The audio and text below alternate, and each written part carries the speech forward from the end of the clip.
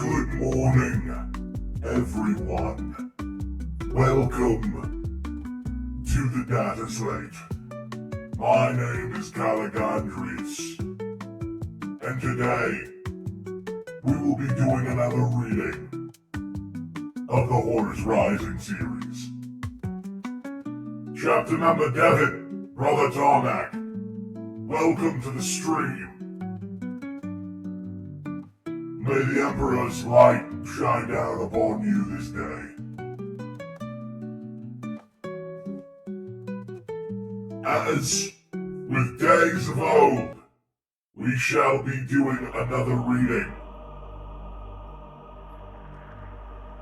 Is everyone ready to begin? There we go. Yes. Yes.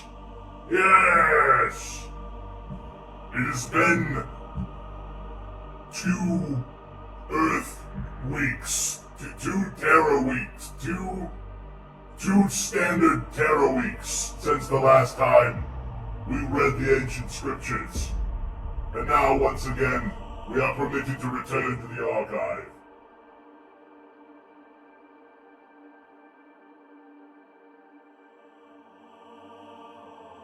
Hold on, before we begin, I must clean my glasses. And to Devon may I say, hoy.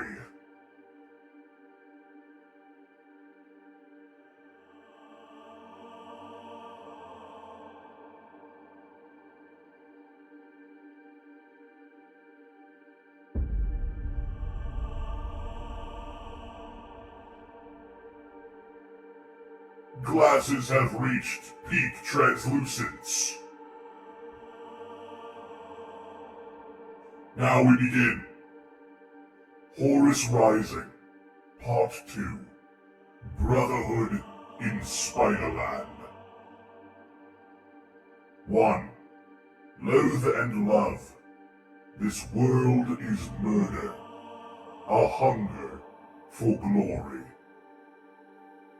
Even after he'd slain a fair number of them, Saul Tarvitz was still unable to say with any certainty where the biology of the megarachnids stopped and their technology began. They were the most seamless of things, a perfect fusion of artifice and organism. They did not wear their armor or carry their weapons. Their armor was an integument bonded to their arthropod shells, and they possessed weapons as naturally as a man might own fingers or a mouth. Tarvitz loathed them, and loved them too. He loathed them for their abominable want of human perfection. He loved them because they were genuinely testing foes, and in mastering them, the Emperor's children would take another stride closer to attaining their full potential. Welcome, Brother Sammy, to the reading. We always need a rival. His lord, Eidolon, had once said, and the words had stuck forever in Tarvitz's mind. A true rival of considerable strength and fortitude. Only against such a rival can our prowess be properly measured. Ah, Brother Sammy, a 5-stream streak. You show the Emperor grace this day. 1, 2, 3, 4, 5. Here is to another 5. There was more at stake here than the Legion's prowess, however, and Tarvitz understood that solemnly. Brother Astartes were in trouble, and this was a mission. Though no one had dared actually use the term of rescue. It was thoroughly improper to openly suggest that the Blood Angels needed rescuing. Reinforcement. That was the word they had been told to use, but it was hard to reinforce what you could not find. They had been on the surface of murder for 66 hours, and had found no sign of the 140th Expedition Forces. Or even, for the most part, of each other. Lord Commander Eidolon had committed the entire company to the surface drop. The descent had been foul, worse than the warnings they had been given prior to the drop, and the warnings had been grim enough. Nightmarish as atmospherics had scattered their drop pods like chaff, casting them wildly astray from their projected landing vectors. Darvitz knew it was likely many pods hadn't even made it to the ground intact. He found himself one of two captains, in charge of just over 30 men, around 1/3 of the company force, and all that had been able to regroup after planetfall. Welcome to the reading, Brother Donkey. Due to the storm cover, they couldn't raise the fleet in orbit, nor could they raise Eidolon or any other part of the landing force, presuming Eidolon and any other part of the landing force had survived. The whole situation smacked of abject failure, and failure was not a concept the Emperor's children cared to entertain. To get failure into something else, there was little choice but to get on with the remit of the undertaking, so they spread out in search patterns to find the brothers they had come to help. On the way, perhaps, they might reunite with other elements of their scattered force, or even find some geographical frame of reference. The drop site environs were disconcerting.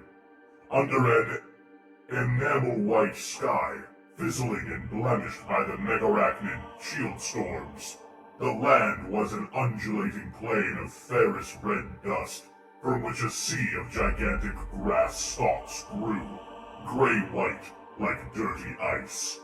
Each stalk, as thick as a man's plated thigh, rose up straight to a height of 20 meters, tough, dry, and bristly.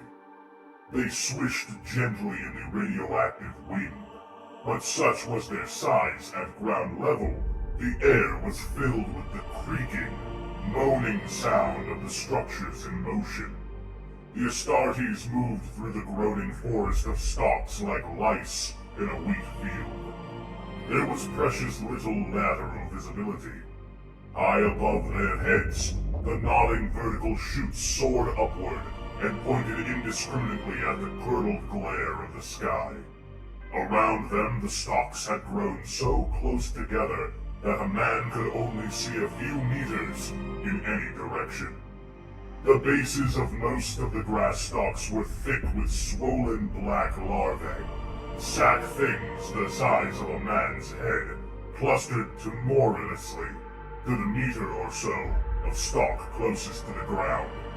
The larvae did nothing but cling and, presumably, drink.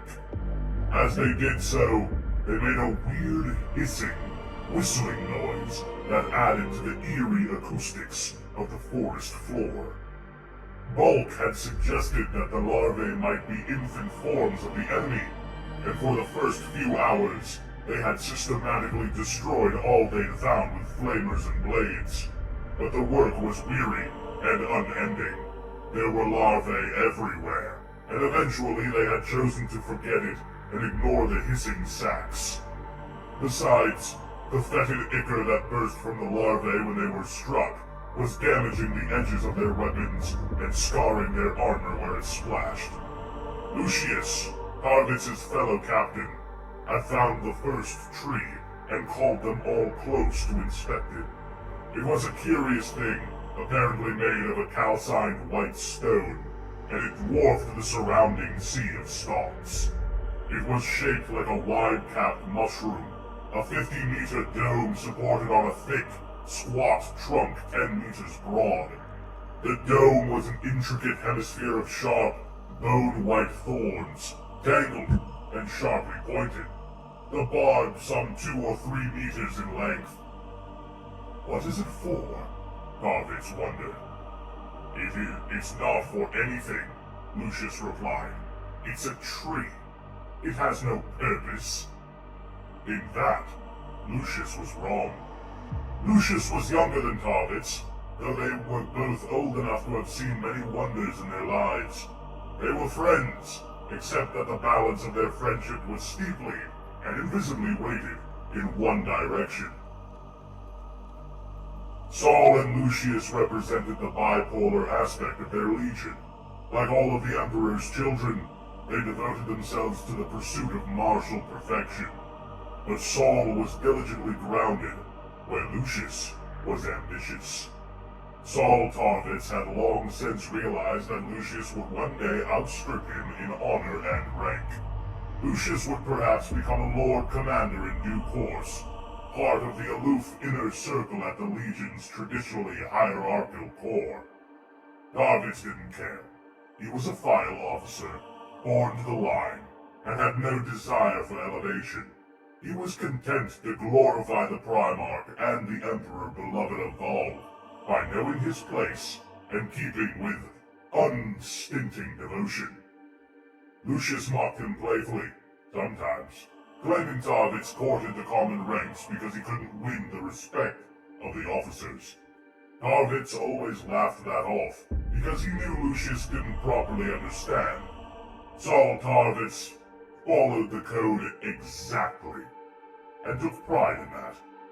He knew his perfect destiny was for a file officer. To crave more would have been overweening and imperfect. Tarvitz had standards, and despised anyone who cast their own standards aside in the hunt for inappropriate goals.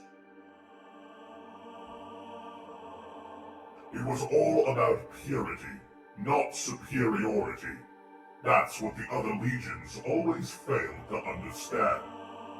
Barely 15 minutes after the discovery of the tree, the first of many they would find scattered throughout the creaking grasslands, they had their first dealings with the mega-arachnid.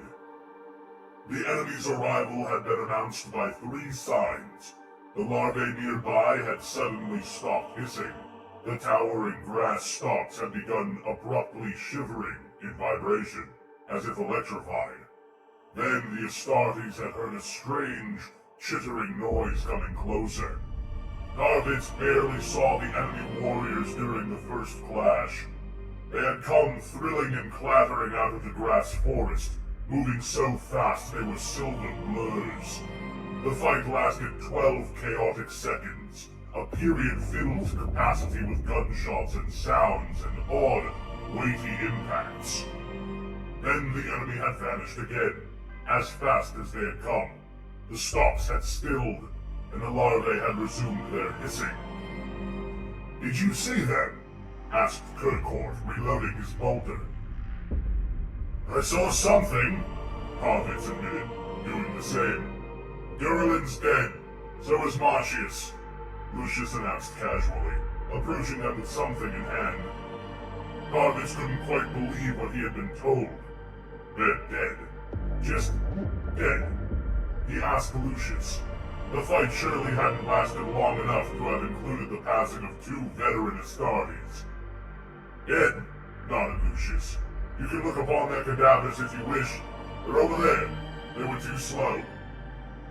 Weapon raised, Tarvitz pushed through the swaying stalks, some of them broken and snapped over by frantic bolter fire.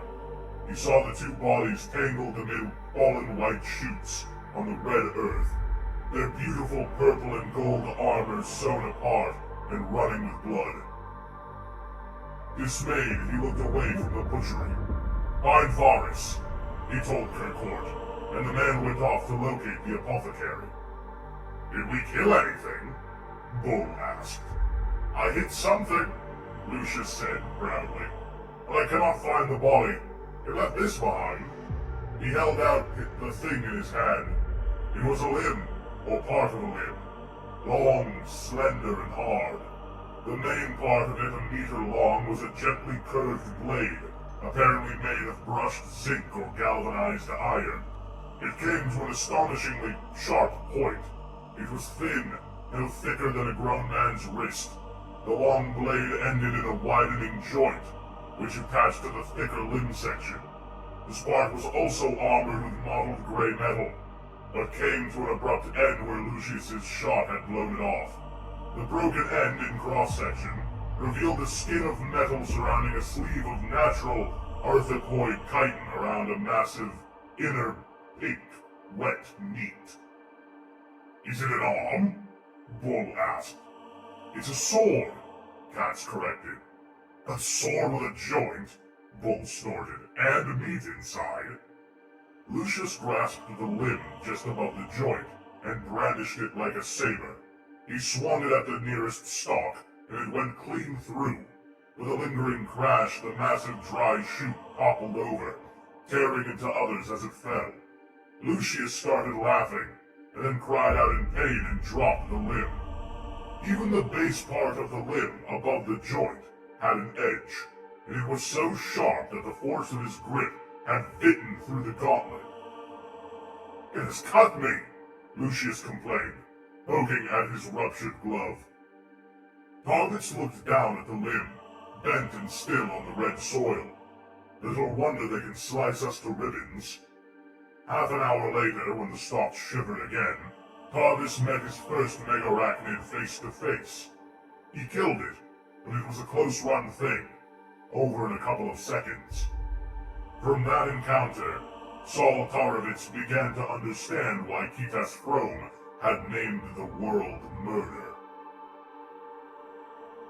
The great warship exploded like a breaching whale from the smudge of unlight that was its retranslation point, and returned to the silent, physical cosmos of real space again with a shivering impact. It had translated 12 weeks earlier by the shipboard clocks, and it made a journey that ought to have taken 18 weeks. Great powers had been put into play to expedite the transit. Powers only a war master could call upon. It coasted for about 6 million kilometers, trailing the last luminous tendrils of plasmic flame from its immense bulk, like Remorae, until strobing flashes of unlight stern announced the belated arrival of its consorts. 10 light cruisers and 5 mass conveyance troopships. The stragglers lit their real space engines and hurried wearily to join formation with the huge flagship. As they approached, like a school of pups swimming close to their mighty parent, the flagship ignited its own drives and led them in. Towards 14020. Towards Murder. Forward arrayed detectors pinged as they tasted the magnetic and energetic profiles of other ships. At high anchor around the system's 4th planet, 80 million kilometers ahead. Ah! Sister Mocha! Welcome to the reading. The local sun was yellow and hot, and billowed with loud, charged particles. As it advanced at the head of the trailing flotilla, the flagship broadcast its standard greeting document in Vox supplemented Pict, War Council code, and astro-telepathic forms. This is the vengeful spirit of the 63rd Expedition. This vessel approaches with peaceful intent as an ambassador to the Imperium of Man. House your guns and stand to. Make acknowledgement. On the board of the vengeful spirit, Master Comensus sat at his station and waited. Given its great size and number of personnel, the bridge around him was curiously quiet. There was just a murmur of low voices and the whir of instrumentation. The ship itself was protesting loudly. Undignified creaks and seismic moans issued from its immense hull and layered decks as the superstructure relaxed and settled from the horrendous torsion stresses of warp translation. Boas Comnenus knew most of the sounds like old friends, and could almost anticipate them. He'd been part of the ship for a long time, and knew it as intimately as a lover's body. He waited, braced for erroneous creaks, with a sudden chime of defect alarms. So far, all was well. He glanced at the master companion of Vox, who shook his head. He switched his gaze to Ingmei Singh, who, though blind, knew full well he was looking at her. No response, Master, she said. Repeat, he ordered. He wanted that signal response, but more particularly, he was waiting for the fix. It was taking too long. Comnenus drummed his steel fingers on the edge of his master console, and deck officers all around him stiffened. They knew and feared that sign of impatience. Finally, an adjutant hurried over from the navigation pit with the wafer slip. The adjutant might have been about to apologize for the delay, but Comnenus glanced up at him with a whir of augment lenses. The whir said, "I do not expect you to speak." The adjutant simply held the wafer out for inspection. Comnenus read it, nodded, and handed it back. "Make it known and recorded," he said. The adjutant paused long enough for another deck officer to copy the wafer for the principal transit log, then hurried up the rear staircase of the bridge to the strategium deck. There, with a salute, he handed it to the duty master, who took it, turned, and walked 20 paces to the plated glass doors of the sanctum, where he handed it in turn to the master bodyguard. The master bodyguard, a mass of Astartes in gold custodes armor, read the wafer quickly, nodded, and opened the doors. He passed the wafer to the solemn-robed figure of Malagurst, who was waiting just inside. Malagurst read the wafer too, nodded in turn, and shut the doors again. "Location is confirmed and entered into the log," Malagurst announced to the sanctum. 1:40:20. Seated in a high-backed chair that had been drawn up close to the window boards to afford a better view of the starfield outside, the War Master took a deep, steady breath. "Determination of passage so noted," he replied. "Let my acknowledgement be a matter of record." The 20 waiting scribes around him scratched the details down in their manifests, bowed, and withdrew. Malagurst, the War Master turned his head to look at his equerry. "Send Boas my compliments, please." "Yes, Lord." The War Master rose to his feet. He was dressed in full ceremonial war gear, gleaming gold and frost white. With a vast mantle of purple scale draped across his shoulders, the eye of terror stared from his breastplate. He turned to face the 10 Astartes officers gathered in the center of the room, and each one of them felt that the eye was regarding him with particular, unblinking scrutiny. "We await your orders, sir," said Abaddon. Like the other 9, he was wearing battle plate with a floor-length cloak, his crested helm carried in the crook of his left arm. "And we're where we're supposed to be," said Torgadon. "And alive, which is always a good start." A broad smile crossed the War Master's face. "Indeed it is, Tariq." He looked into the eyes of each officer in turn. "My friends, it seems we have an alien war to contest. This pleases me. I am proud of our accomplishments on 6319. That was a painful fight to prosecute. I can't derive satisfaction from a victory over our own kind. No matter how wrong-headed and stubborn their philosophies, it limits the soldier in me and inhibits my relish of war. We are all warriors, you and I, made for combat, bred, trained, and disciplined. Except you pair."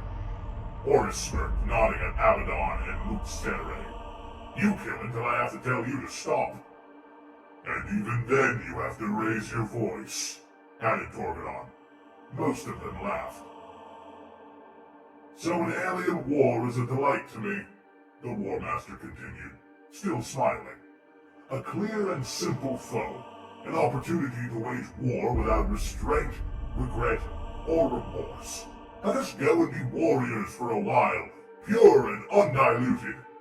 "Hear, hear!" cried the ancient Iacton crews, businesslike and sober, clearly bothered by Torgadon's constant levity. The other 9 were more modest in their assent. Horus led them out of the sanctum onto the Strategium deck. The 4 captains of the Bordeval and the company commanders, Ceterae of the 13th, Cruz of the 3rd, Targost of the 7th, Mar of the 18th, Roy of the 19th, and Goshen of the 25th. "Let's have tactical," the War Master said.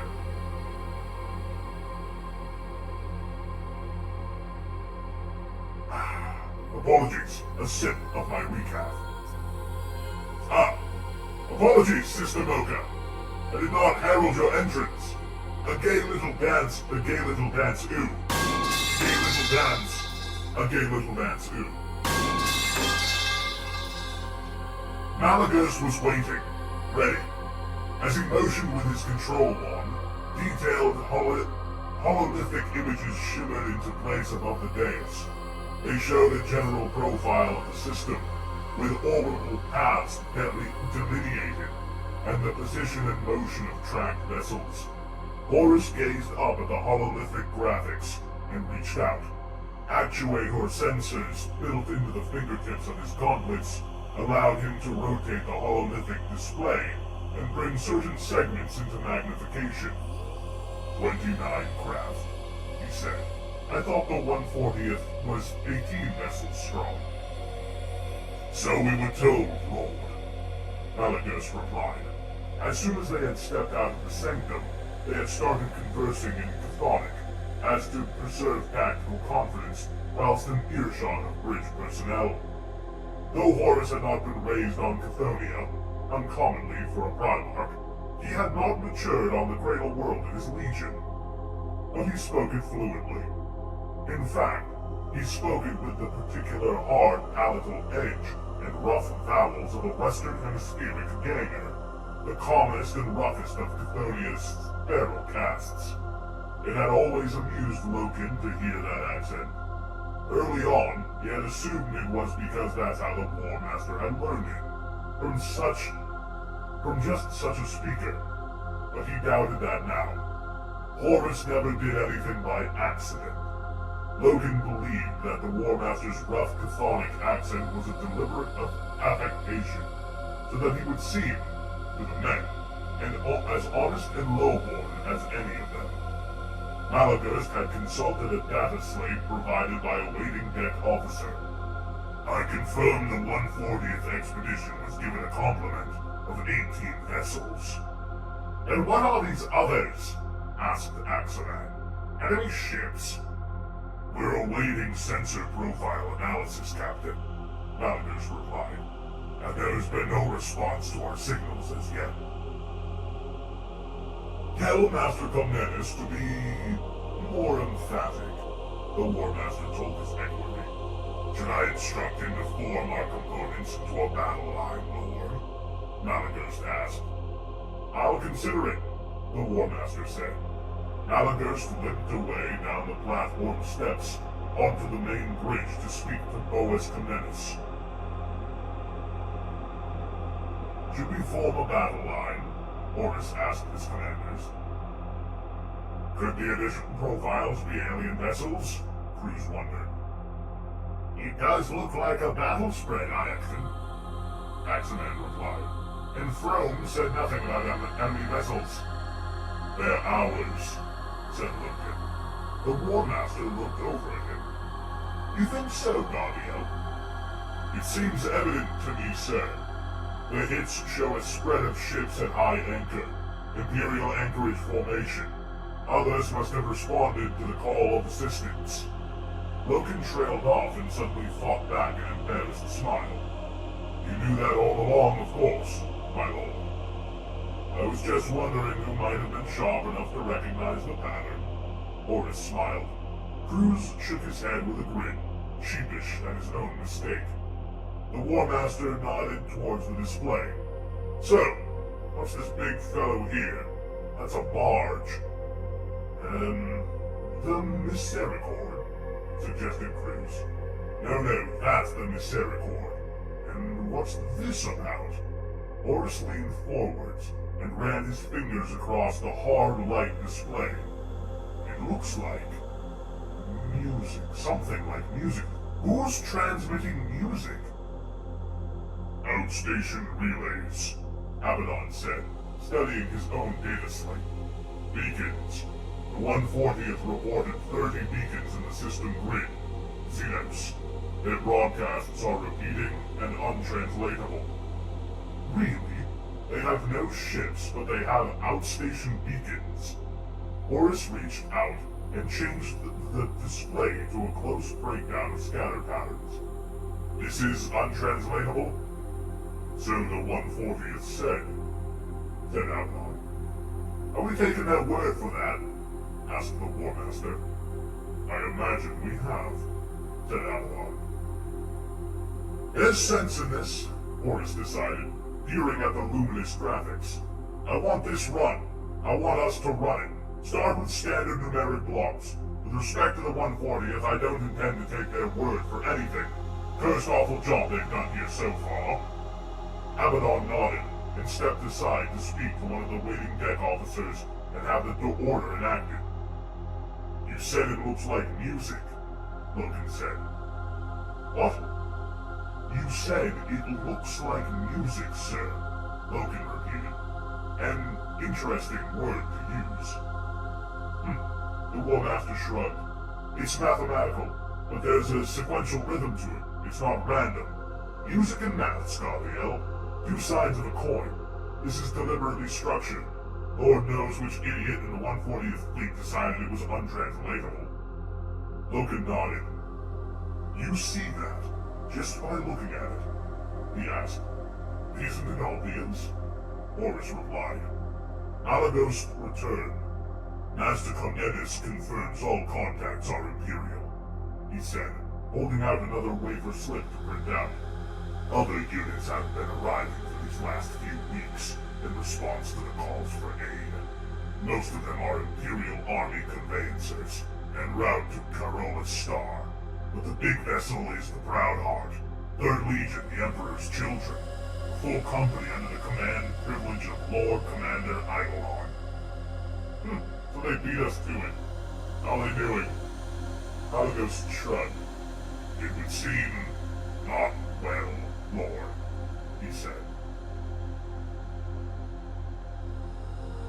The planet's official designation in the Imperial Registry was 140-20. It was the 20th world subjugated to compliance by the fleet of the 140th expedition. But that was inaccurate, as clearly the 140th had not achieved anything like compliance. Still, the Emperor's children had used the number to begin with.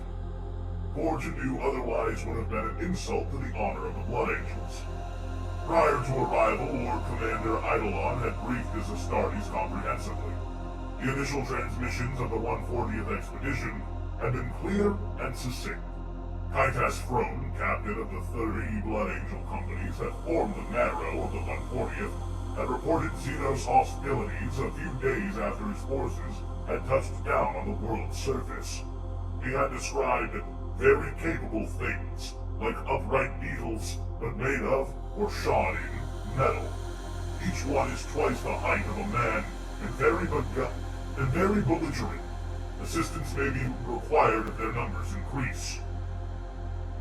After that, his relayed communiques had been somewhat patchy and intermittent. Fighting had grown thicker and more savage, and the Xenos forms appeared not to lack in number. A week later, and his transmissions were more urgent. There is a race here that resists us, and which we cannot so easily overcome. They refuse to admit communication with us or any parley.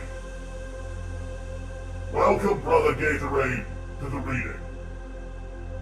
They spill from their layers.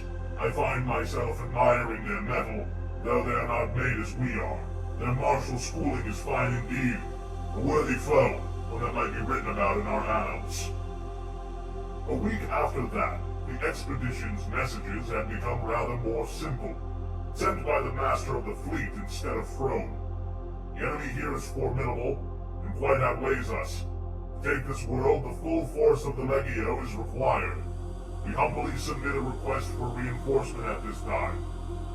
Frome's last message, relayed from the surface a fortnight later by the expedition fleet, had been a tinny rasp of generally indecipherable noises. All the articulacy and purpose of his words had been torn apart by the feral distortion. The only cogent thing that had come through was his final utterance. Each word had seemed to be spoken with inhuman effort. This world is murder. And so they had named it. The task force of the Emperor's children was comparatively small in size, just a company of the Legion's main strength conveyed by the battle barge Proudhawk, under the command of Lord Eidolon. After a brief peacekeeping tour of newly compliant worlds in the Saturlanix belt, they had been en route to rejoin their Primarch and brethren companies at Horus Star to begin a mass advance into the Lesser Bifold Cluster. However, during their transit, the 140th Expedition had begun its requests for assistance. The task force had been the closest Imperial unit fit to respond.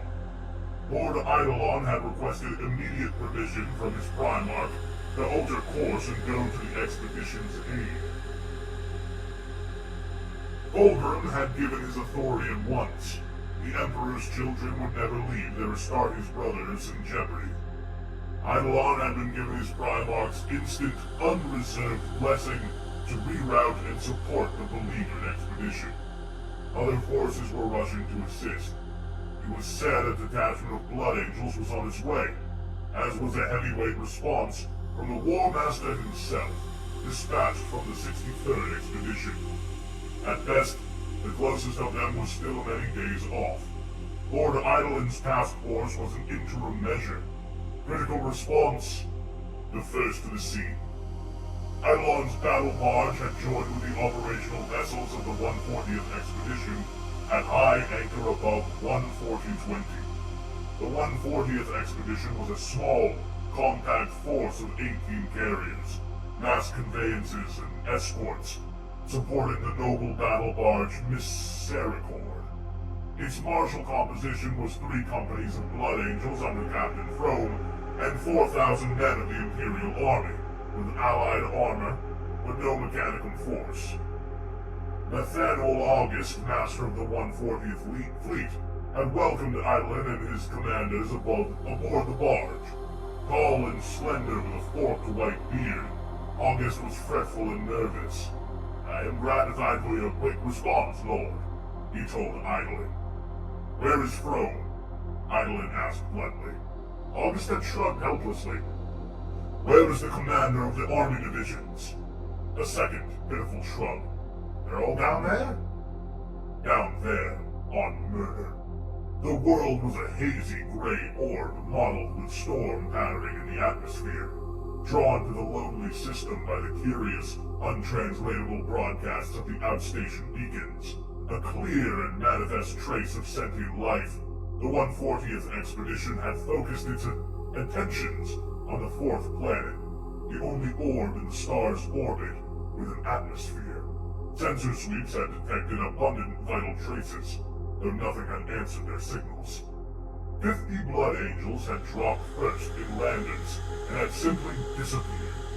Previously calm weather cycles had mutated into violent tempests the moment the landers had entered the atmosphere, like allergic reaction, and swallowed them up. Due to the suddenly volatile climate, communication with the surface was impossible. Another 50 had followed, and had similarly vanished. That was when Frome and the fleet officers had begun to suspect that the life forms of 14020 somehow commanded their own weather systems as a defense.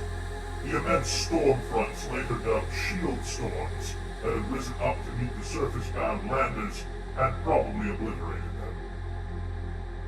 After that, Frome had used drop pods, the only vehicles that seemed to survive the descent. Frome had led the 3rd wave himself, and only partial messages had been received from him subsequently.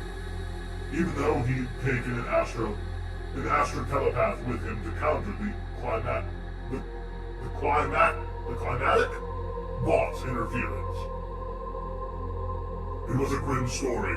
Section by section, August had committed the Astartes and army forces in his expedition to surface drops in a vain attempt to respond to Frame's broken pleas for support.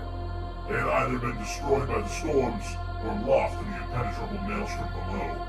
The shield storms, once roused, would not die away. There were no clean surface pits, no decent topographic stands, no uplinks, or viable communication lines. 14020 was an abyss from which no one returned. You'll be going in blind, Eidolon had told his officers. Drop pod descent. Perhaps you should wait, Lord, August had suggested. We have word that a Blood Angel's force is en route to relieve Captain Throne, and the Luna Wolves are but 4 days away. Combined, perhaps they might better... That had decided it. Darvit's new Eidolon had no intention of sharing any glory with the War Master's elite. His lord was relishing the prospect of demonstrating the excellence of his company by rescuing the cohorts of a rival legion.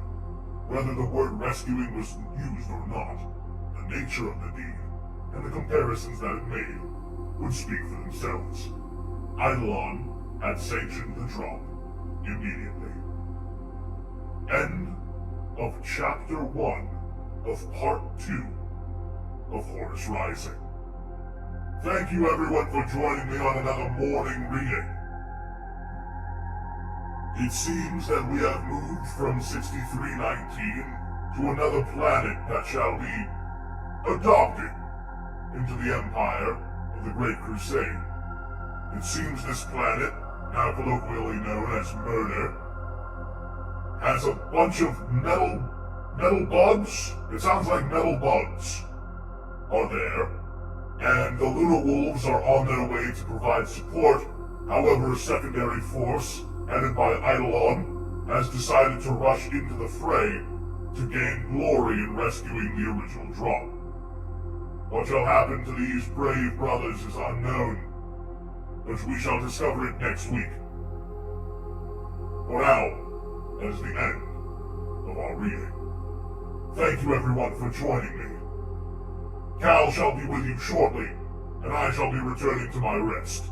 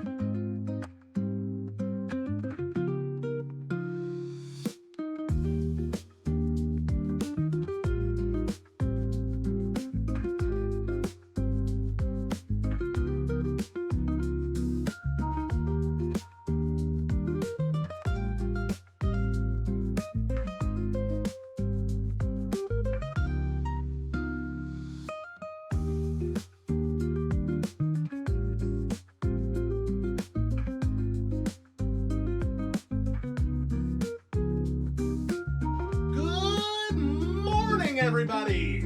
Hey! Hello, hello, hello. Good morning, good morning, good morning. Hi, everyone. How are we all doing? Am I still in Astartes? Oh, thank God. Oh, thank God. I've done enough. Fantastic. Good. Hi, hello. Hey, guys. How are we doing today? I hope everyone is having a fantastic goddamn morning. That was a weird chapter. Thank you. Thank you. That was a weird chapter. Like, I know what they were going for. I get what they were going for with it. Like, by the end of it, they're setting up kind of the next planet that things are going to be happening on. But, like, it was surprising to go from, like, a narrative that was so focused on the first world that we were on. And, like, the books I know are about the, like, sort of fall of Horus and how he becomes a big stinky asshole. And so far, it's just been a lot of like, I'm gonna beat this planet up. Good job, everyone. I'm gonna beat this planet up. Good job, everyone.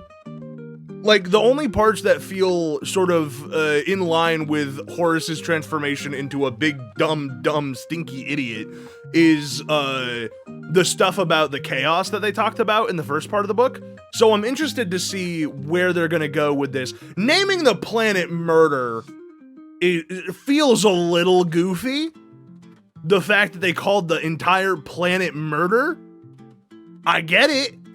It seems a little, I don't know. Isn't that what they do on every planet? Isn't that what happens every time they go to a Xenos planet? Is that it's just murder? I just feel like it's not a very descriptive name. Hello, Brock. Hello, Sammy. Hello, Gatorade. Hello, Devin. Hello, Mocha. I don't know if Gatorade, or not Gatorade, I don't know if Tarmac's still here, but hello, Tarmac. Hello, Docky. I hope everyone is having a good end of the week. I hope everyone had a good week.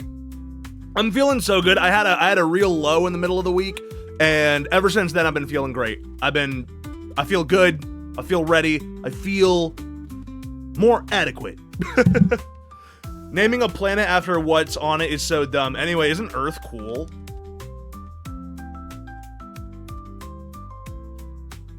It's weird too, because we're mostly water. Like, I'm pretty sure we're mostly water. Aren't we mostly water? Pretty sure we're mostly water. The Earth, not humans. No, we're not. Yeah, we are. Like, the surface of the Earth is mostly water. There's Earth under the water. Oh, my name is Demi, and I think that the Earth got more under the water. That's what you sound like. I think we're mostly nitrogen? I think you're mostly nitrogen. I think you're mostly methane, Brock, let's be honest. Anyway. I'm gonna do that thing. I'm gonna hawk to a fucking RuneScape on that thing. Because I'm gonna do a little bit of old school RuneScape to start us off today.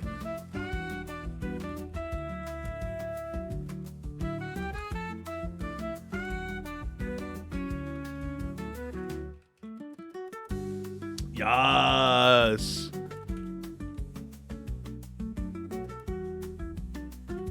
Correct. Yes, farts are methane. That is what I was getting at. I was calling Brock a stinky boy.